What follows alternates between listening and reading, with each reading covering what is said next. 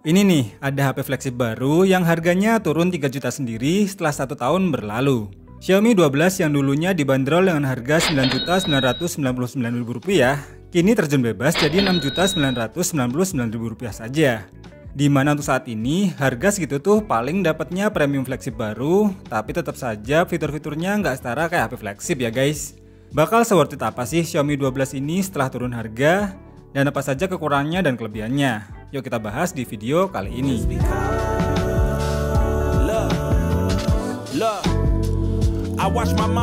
Dari tampilan desainnya aja, nih HP emang udah flagship banget. Pakai layar curve dengan bodi belakang yang juga melengkung. Membuat handheld smartphone ini jadi terasa compact karena cuma menggunakan ukuran layar 6,28 inch.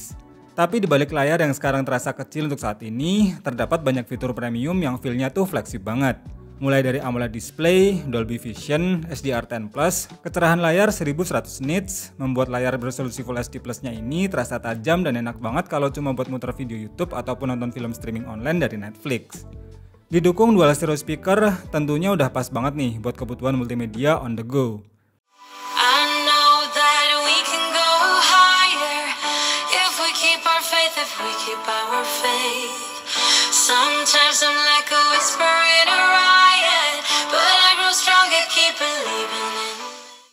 Untuk build quality HP ini pun terasa solid dan premium banget.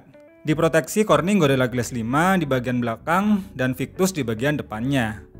Oh iya, untuk settingan refresh rate di HP ini bisa dirubah pada mode default atau auto, atau mode custom jika mau dipilih 60Hz atau 120Hz. Yang jelas sih kalau cuma buat daily use, layarnya udah smooth dan enak banget ya guys. Meskipun pas awal rilis dulu HP ini masih pakai OS Android 12 dengan MIUI versi 13, ternyata HP ini sekarang sudah dapat update OS Android 13 yang berbasis MIUI versi 14. Tapi ngomong-ngomong soal MIUI, emang nggak bisa dipungkiri tampilan interface-nya masih terasa kayak HP Xiaomi pada umumnya. Walaupun aplikasi bloatware-nya bisa dihapus manual, tapi agak risih aja sih kalau belum sudah banyak aplikasi yang useless kayak gini. Dan meskipun sudah pakai chipset kelas atas yaitu Snapdragon 8 Gen 1, kalau buat kebut-kebutan HP ini rasanya kurang pas dan masih sering kepanasan. Hal ini terlihat dari pengetesan AnTuTu versi 10-nya yang meskipun bisa mencapai skor 900 ribuan, tapi peningkatan suhunya bisa mencapai 47 derajat Celcius. Skor Geekbench 6 testnya pun terasa tinggi dan masih ngebut untuk saat ini. Tapi untuk 3D Mark pada mode wildlife stress test, tingkat stabilannya lumayan parah nih. Walaupun sedikit lebih baik ketika dites lagi di mode yang lebih ekstrim. Jadi kalau lihat dari skor AnTuTu-nya tadi, emang kerasa gede ya karena bisa mencapai 900 ribuan.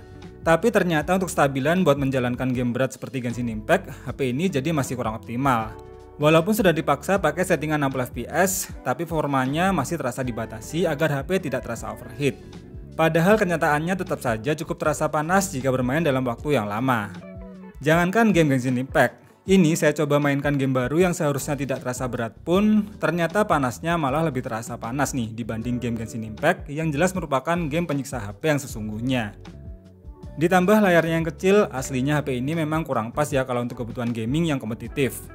Terus kapasitas baterainya cuma 4500 mAh, pastinya bakal terasa bocor kalau dipakai buat kinerja yang berat atau buat kebut-kebutan. Untungnya sih HP ini punya fitur charging yang tergolong ngebut, yaitu 67 watt via kabel dan 50 watt via wireless, yang tentunya masih jarang ditemui di HP kelas mid-range di harga 6 jutaan terbaru saat ini. Di bagian kamera, HP ini punya setup triple kamera dengan kamera utama sebesar 50 MP dengan fitur OIS dan gyro eyes, yang didukung 13 MP untuk ultrawide dan 5 MP untuk telefoto makro. Di bagian depan terdapat kamera selfie berukuran 32 MP yang mendukung fitur SDR. Untuk perekaman videonya pun kamera utamanya bisa merekam hingga 8K.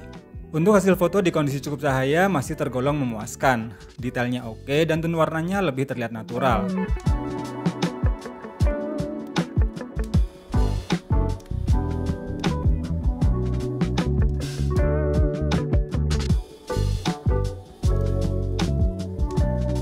Foto bokehnya juga rapi baik untuk kamera belakang maupun selfie. Dynamic range-nya juga terasa luas dan masih cukup oke dalam menghandle backlight.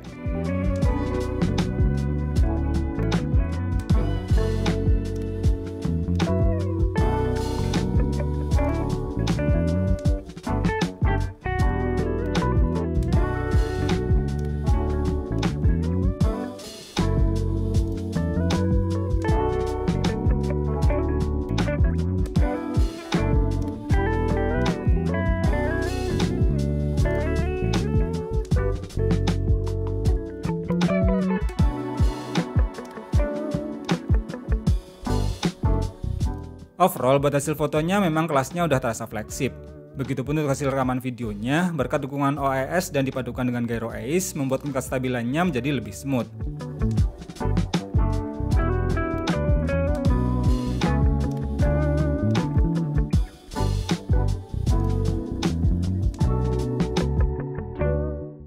Hai guys, selamat sore. Sekarang di sekitar jam 3 sore.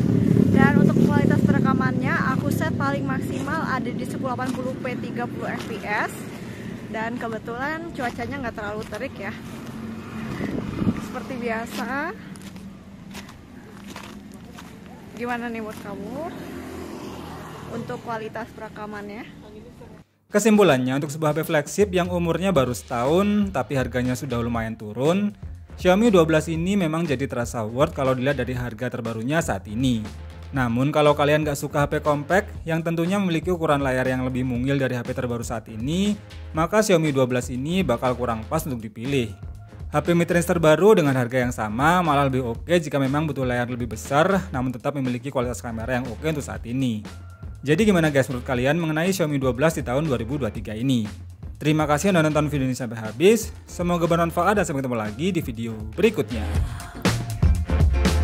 When I stand in as your